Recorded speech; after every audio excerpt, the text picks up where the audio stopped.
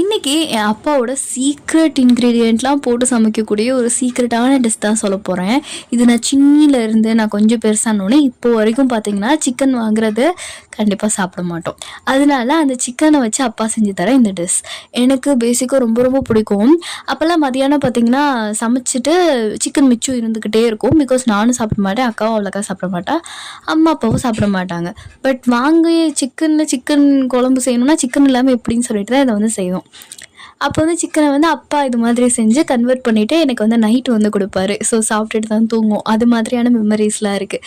இது எப்படி பண்ணேன்னு தெரிஞ்சுக்கணுன்னா கண்டிப்பாக நெக்ஸ்ட் வீடியோவில் போடுறேன். கண்டிப்பாக மறக்காமல் பாருங்கள். ஏன்னா டேஸ்ட்டு சூப்பராக இருக்கும். இது செஞ்சு முடிக்கும்போது அந்த ஸ்மெல்லே வந்து அந்த அரோமா வந்து அவ்வளோ டேஸ்டியாக வந்து இருக்கும். இன்றைக்கும் பார்த்தீங்கன்னா நானும் அப்பாவும் சேர்ந்து தான் சமைச்சோம். அதுலேயும் வந்து பார்த்திங்கன்னா நான் முன்னாடியே அது கேட்டிருந்தேன். பட் ஃபீவராக எனக்கு இருந்தனால அப்பா செஞ்சு தர மாட்டேன்ட்டாரு.